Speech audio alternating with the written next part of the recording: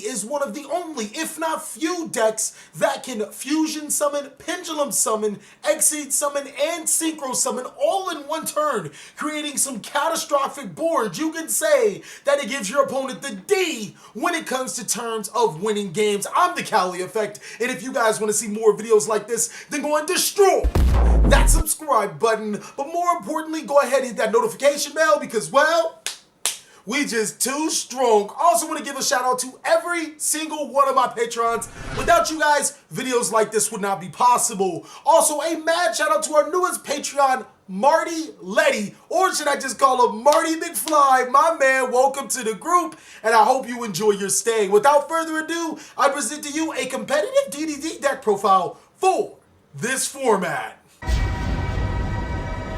Alright, ladies and gentlemen, before we get into the profile, I just want to take a quick look at the stats to show you how competitive DDD is. I think that this deck can consistently put 2 and 3 negate boards on your side of the field. It has some really fun combos that I'm excited to show you guys. On the downside, DDD is almost like pendulum. It feels like if you have too many hand traps or too many disruptions for your opponent going second or whatever, your deck is extremely hindered. Nonetheless, you still need to run those negates to prevent your opponent, so it does mess with a little bit of the consistency. I think that this deck can definitely top local level events, but I'm going to go a step further and say that it can top regional level events just because of the strength of being able to drop sheer negates on your side of the field and put some of the strongest monsters in the game to your board. It's a very powerful deck and a very fun deck. So let's further illustrate that, or further draw down DDD, because I just put 5 Ds on there, to illustrate how good this deck is. Okay, so starting off with the monsters, we run 3 copies of DDD Oblivion King Ragnarok. Now, this is probably one of the most powerful high-level monsters that you can put in your main board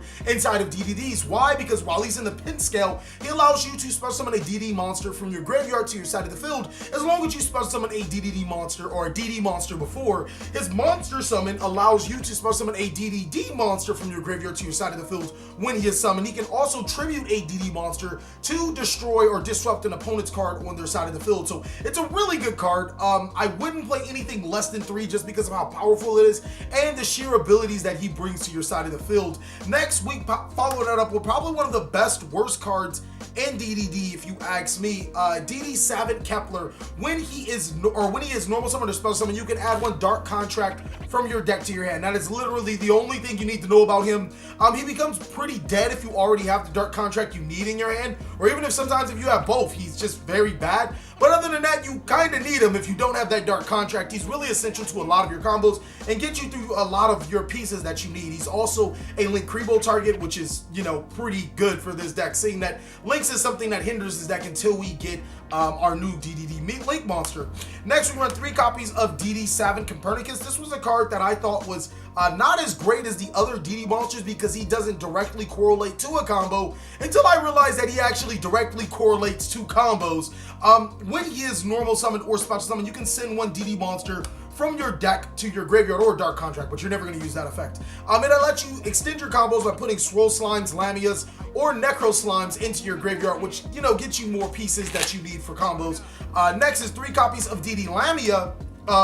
Lamia is arguably one of the best cards in the deck, allowing yourself to special summon it by discarding a DD or Dark Contract from your field, or sending 1 from your hand, or sending 1 from your field to the graveyard. Level 1 tuner is probably everything that this deck has ever needed. Next is 3 copies of DD Swirl Slime. This is going to be your combo starter. I want to say 100% of the combos with this deck involve around starting off with Swirl Slime and its fusion summon. Its banish effect is also really good, allowing himself to banish himself to special summon a DD monster from your hand to your side of the field. Lastly, for the big guys, or for the 3 of us that we play, is 3 copies of DD Necro Slime. This guy allows you to banish himself and another DD monster to fusion summon a monster to your side of the field. So Swirl Slime and Necro Slime give you really good fusion potential ability, and you run 3 because you really want to maximize seeing these cards. Lastly, we play a card that's not necessarily new. It came into the Code of the Duelist set, but it's fairly new to the concept because we didn't have any viable targets for this card at first. But 2 copies of DD Vice Typhoon. This guy is really good at summoning your High Flame King Genghis. He's like the card to summon your Flame King Genghis. He's a summon sword target. He's level 7. He gets everything. He's literally everything you want inside of a DD monster when it comes to combo extension. He also comes with some cool combos himself that help you get at least 2 negates if you don't open the most optimal hand. Next is 2 copies of DD Savant Thomas. This guy, he is a good and a bad card at the same time. He allows you to add pendulum cards from your extra deck to your hand, so that's good.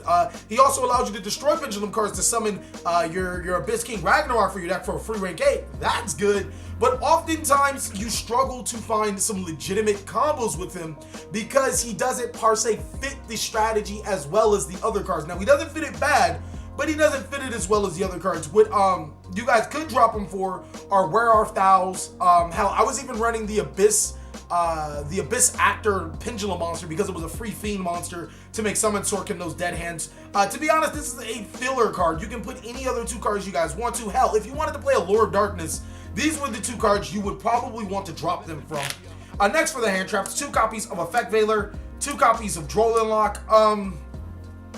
If you guys do decide to run Where Art Thou's, then these 4 cards become searchable. DD Crow is also a good viable option for you budget players. But those are pretty much 2 of the best hand traps in the game. We followed that up with 2 copies of Ghost Ogre and Snow Rabbit, one of the better hand traps in the game. No Ash Blossom and Joyous Spring. I probably should make a video why Ash Blossom and Joyous Spring isn't as good as you think. Probably I could just say it's bad, make it clickbait, and then actually just say, no, it's not a bad card, it's just not good. But Ash Blossom isn't a great card right now because it's better against Rogue than the top tier strategies. And I want to prepare for the top tier strategies, not for the Rogue deck. But that's it for the monsters at quite a bit. I actually don't know the number. For spells, we rev it up with 3 copies of Dark Contract with the Gate. Now, opening multiple copies of Dark Contract with the Gate is a brick if you ask me. You want 4 DDD cards, all with different names. That would be the most, that would be the best hand. But sometimes it doesn't always open up with that. If you open at least 1 contract, at least you have a way to start getting into your other DD monsters. Now, all your contracts have the ability to give you something every main phase, but during the standby phase, you have to pay a certain amount of life points. The 1,000 life points doesn't mean anything. Next is 3 copies of Pot of Desires. Wow, this is probably one of the only decks I recommend 3 copies of Desires. 2 copies of Desires is still fine if you guys aren't, happy, or if you really don't want to play 3. I am on the fence about 3 myself, mainly because I don't want to Desires into another Desires. I want to Desires and manage my other 2 Desires, but that isn't always possible. I think the perfect analogy still holds true. Desires is a card, is like a girl in the club. You want to see her that once, and then never again. Especially if she comes with another Desires. Never again. I do desire it to see it in my hand, and that's why we play 3. Next is 2 copies of Called by the Grave. Hand traps are rampant in this meta, and it allows us to extend or go into our plays. Foolish Burial, that's a combo extender card, sending cards from your deck to your graveyard. Soul Charge, 1 for 1, more combo extender cards. Scoop Charge is going to give you guys a win. And then the card that I feel like you guys could drop for like a Monster Reborn or whatever, I'm not 100%, like every time I have it now, it doesn't mean as much as it used to. 1 copy of Dark Contract with Swamp King. Now, it has gotten me out of some situations at certain times, like resolving a DD Kepler's effect to get the Dark Contract to start off with some other combos, but he just isn't as important as it used to be, which does kind of suck, but at the same time, it does give us room to play other cards. That is it for the main board with 40 cards. Let's get on to this extra deck so I can show you guys what I play. There are quite a few cards that you guys could play, and I forgot 1 card that I wanted to run inside of the main board was Supreme King Darkworm and Supreme King Gate 0. The only reason why I opted against it is because Electromite's at 1. So while you can pop off a combo, you only really need 1 Electromite. The deck kind of like needs Electromite to pop off, and you need your Pendulum aspect to keep going. And I felt that that was probably better suited for a Pendulum deck.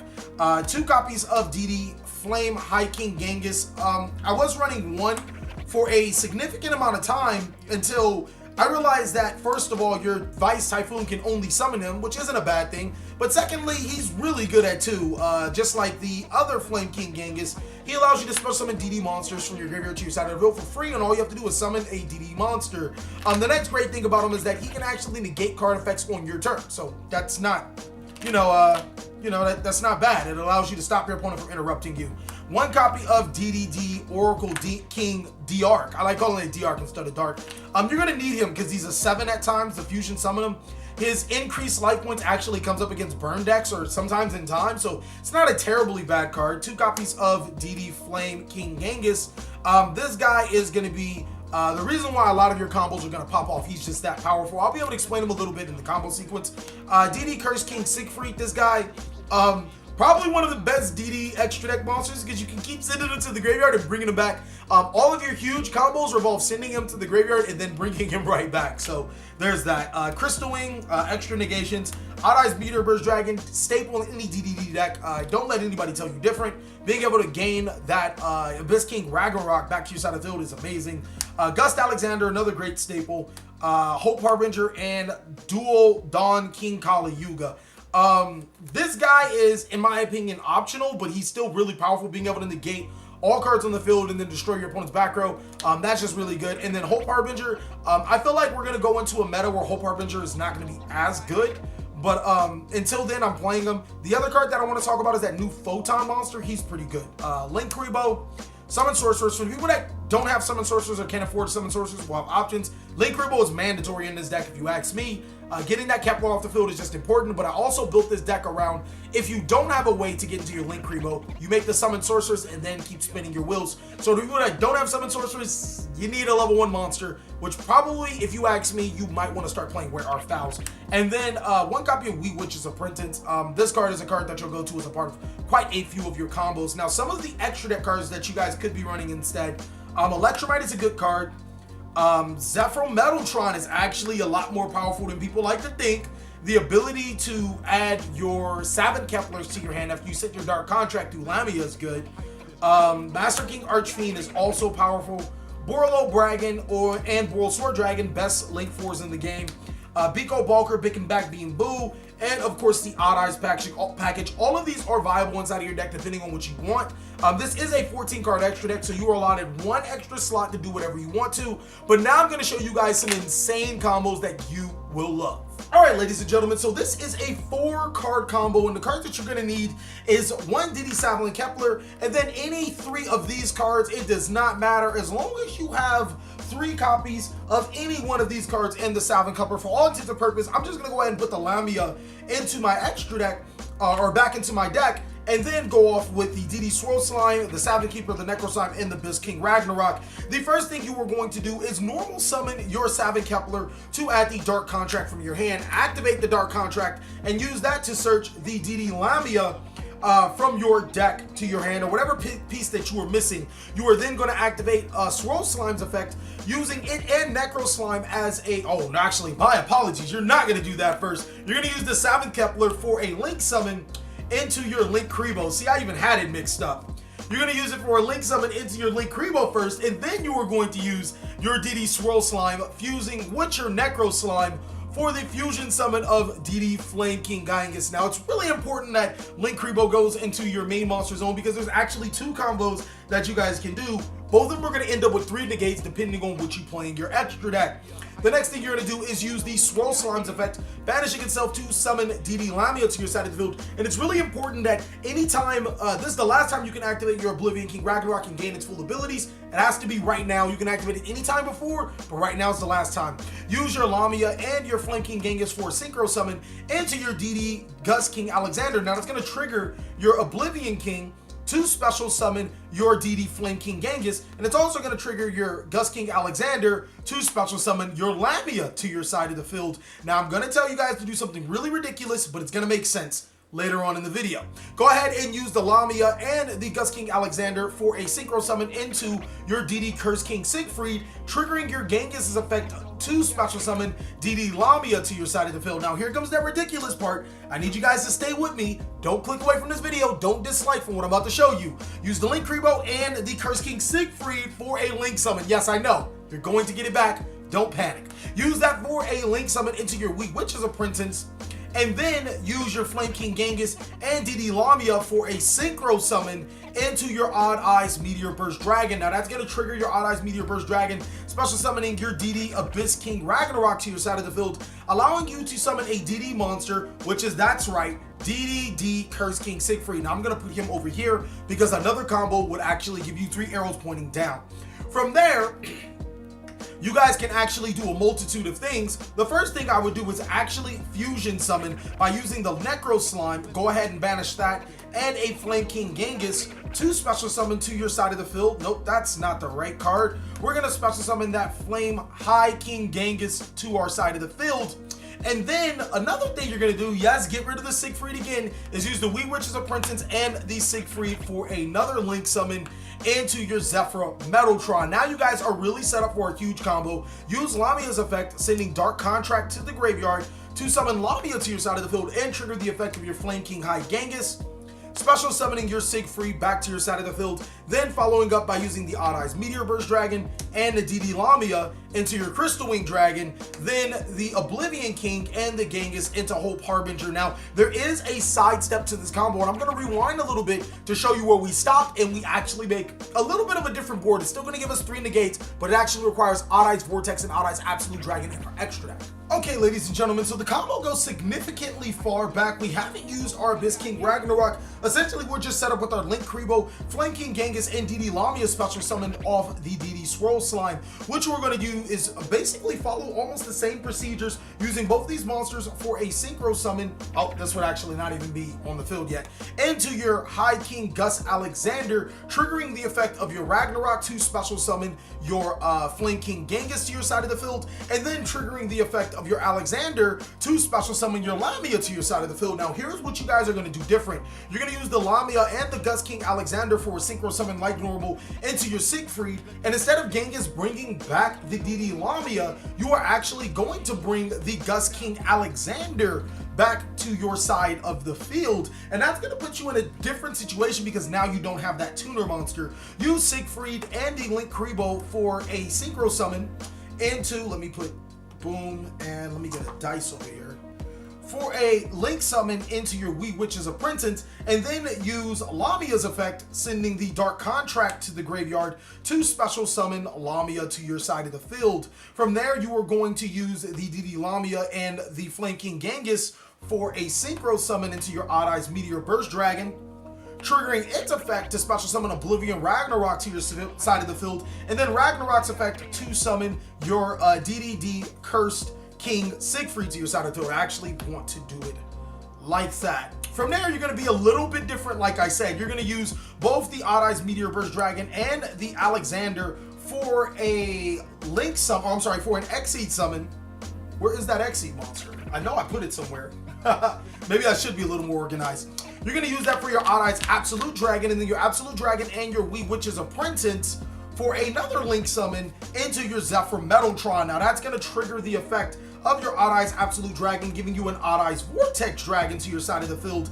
And then from there, you guys can actually still follow up with the exact same combo using Swirl Slime's effect, banishing itself and a DDD monster to summon your High Flame King Genghis, and then those 2 monsters to make a Hopi Harbinger to your side of the field. That's going to get you almost the exact same combo, except this time around, instead of the Crystal Wing, you get the Odd Eyes Vortex Dragon, which allows you to shuffle the Savin Kepler back into your deck for a negation of any card, as opposed to Crystal Wing Dragon just only being able to negate monster effects. I think that this combo is also pretty good if you don't have Summon Sorceress and you have that extra card slot. But now I'm going to show you guys a couple of 3-card combos to get you more acclimated to the deck. Okay, so a lot of times in DDD, you're stuck with a very awkward hand and you have to make it work.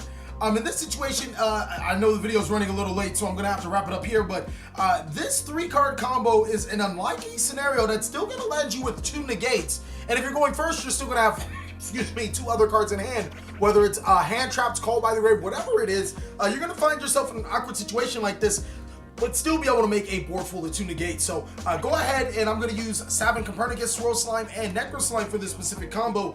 I'm going to use Swirl Slime's effect first to fusion summon, namely because I don't have a way to make Link Kribo into my extra monster zone, into my DD High Flame King Genghis. Then use the effect of DD Necro Slime to summon the Savin Copernicus to your side of the field, and I activate both of their effects, Chain Link 1, Chain Link 2. To be honest with you guys, it doesn't matter how you chain link your cards, as long as you get 1 to the field and 1 to the graveyard. Flame King Genghis 2, Copperner's 1, so they can't Ash Blossom and Joyous Spring the card. I'm going to send Dice Food to my side of the field and summon Swirl Slime, and then use, oops, wrong ones. I'm going to summon Necro Slime, and then use all 3 of these monsters for a Link Summon into Summon Sorceress. Now, this is why I feel that Summon Sorceress is so powerful in this deck, because again, where the hell is my Summon Sorceress? Because then again, it allows you to just mitigate any bad hand you have. So as long as you can put 3 monsters on the board, you're going to be pretty fine. I'm going to then follow up by using my DD Necro Slimes effect, banishing, this would be in the extra deck, banishing itself and the Flame King Genghis to summon another Flame King Genghis to my side of the field, and now summon Sorcerer's effect to target Flame King Genghis to also special summon to my side of the field DD Lamia.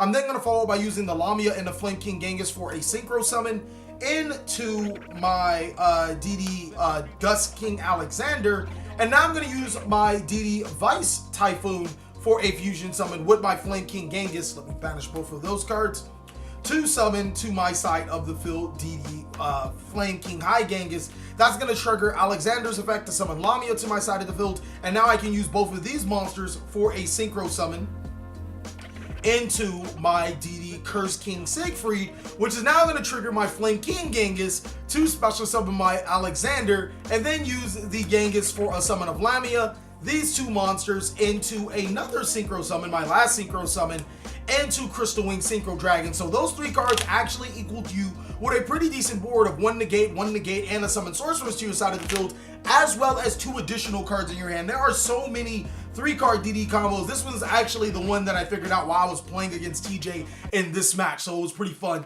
But there are so many DD combos, like way too many to explain. I think even in 2 videos. So I'm just gonna leave you guys at in the comment section to show everybody the insane DD combos there are out there. Thank you guys so much for watching another segment of the Cali Effect. I really hope you guys enjoyed this video. If you did, go ahead and give it a like, and if you didn't, let us know down below in the comment section what we could be doing to be better. Please like, comment, subscribe, but most of all, enjoy. I hope you guys are having a great day like I am.